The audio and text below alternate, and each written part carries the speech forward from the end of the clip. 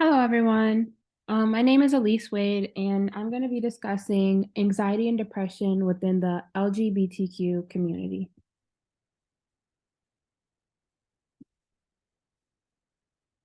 The main points of my paper were to discuss the prevalence of anxiety and depression within the LGBTQ plus community, um, unique factors potentially experienced, as well as some possible treatment options. The goal of my paper was to explore the difficulties that people within the LGBTQ plus community face while experiencing anxiety and depression in contrast to their counterparts, as well as discuss some possible treatment considerations. It is important to note that experiencing anxiety and depression can be a deeply personal and subjective experience. However, there is a general understanding of what that can be like for many individuals. So I just want to start with a little statistic. Somewhere between 30 and 60% of lesbians, gay men, bisexual, or transgender people deal with anxiety and depression at some point in their lives. That rate is 1.5 to 2.5 times higher than that of their straight or gender conforming counterparts. I wanted to provide some more statistics to consider while we discuss this topic because it's just important to note how significantly this community is being affected. So 4.5 of the US is LGBTQ plus. Of this 4.5%, one third of them experience a mental illness, which is 60% more than heterosexuals. And they are 2 to 3 times more likely to have long-term psychological or emotional problems. They are regularly facing prejudice, harassment, and discrimination. And then this then causes serious issues within the LGBTQ plus population.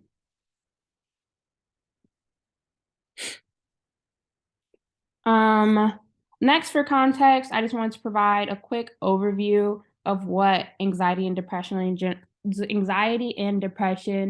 generally may look like. So here are just a few like key differences between the two, although some of them do overlap. So just to point out a couple, guilt, loss of interest, sadness, insomnia are all depressive symptoms. And then anxiety symptoms include restlessness, sweating, irritability, unwanted thoughts. Excuse me.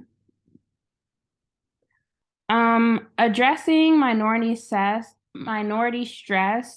requires a comprehensive approach that includes creating inclusive and accepting environments, educating society about LGBTQ plus issues, and advocating for legal protections and providing access to the mental health services that are sensitive to the unique needs of the LGBTQ plus community. So these are all just some stressors that contribute to higher levels of anxiety and depression for this community specifically.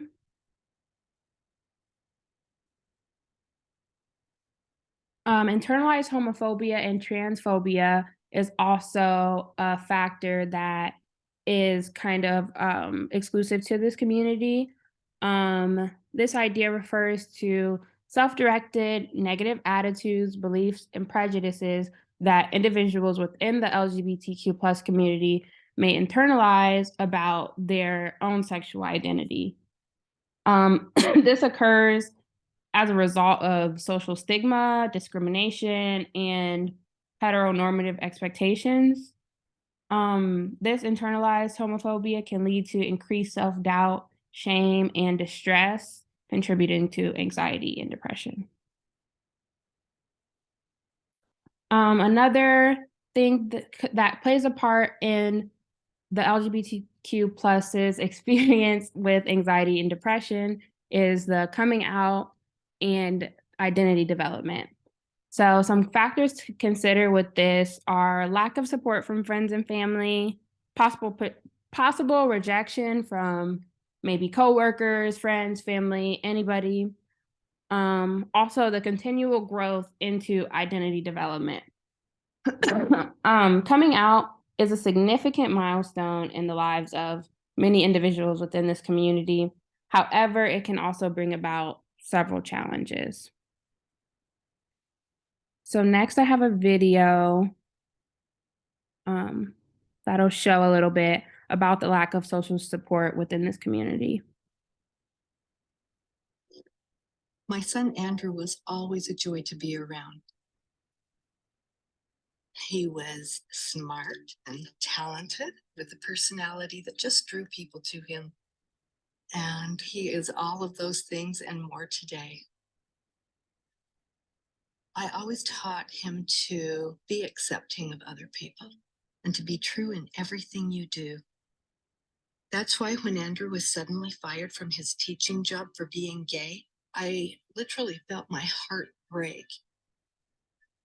As a parent, you try to prepare your child for anything that can happen in life. But how do you prepare them for something like that? I hope for a future where no matter what a person's sexual orientation is, people will be treated with respect, equality, and love.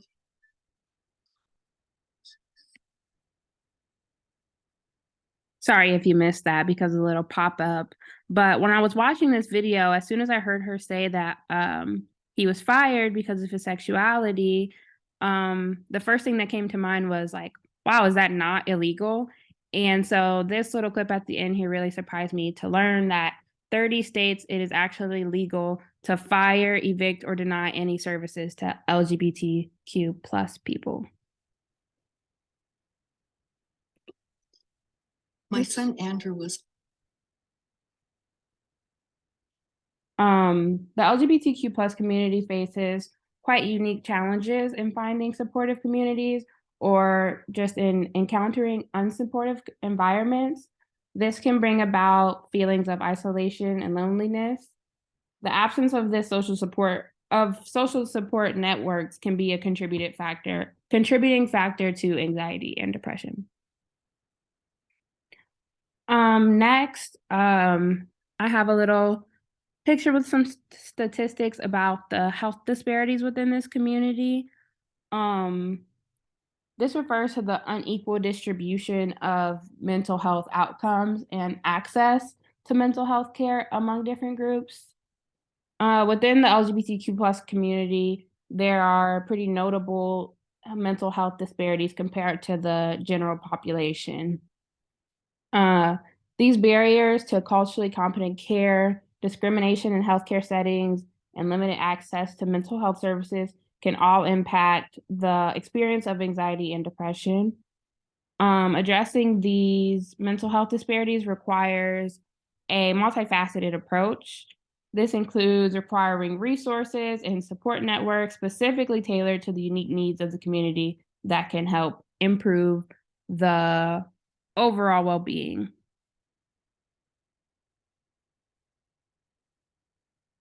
So next I wanted to discuss a few treatment considerations. Um, it is important to note that treatment is not fundamentally different for this community specifically, but it is essential for mental health professionals to be knowledgeable about the unique experiences and challenges faced by these individuals. It's really important to find a therapist who's culturally competent and sensitive to LGBTQ plus issues. This can provide a safe and supportive environment, also address specific concerns related to sexual orientation, gender identity, and to also help navigate some societal pressures or discrimination. So here I have listed cognitive behavioral therapy, dialectical behavior therapy, and also acceptance and commitment therapy. So CBT focuses on identifying and challenging some negative thought patterns and behavior that contribute to anxiety and depression. It helps individuals develop healthier coping mechanisms and more adaptive ways of thinking. DBT is often used for individuals experiencing intense emotions and struggling with self-destructive behaviors. It combines some elements of CBT with the mindfulness techniques, emotion regulation, and interpersonal effectiveness skills. And then ACT helps individuals accept their thoughts and emotions while focusing on taking actions aligned with their values. It encourages mindfulness and acceptance to create psychological flexibility and reduce the impact of anxiety and depression.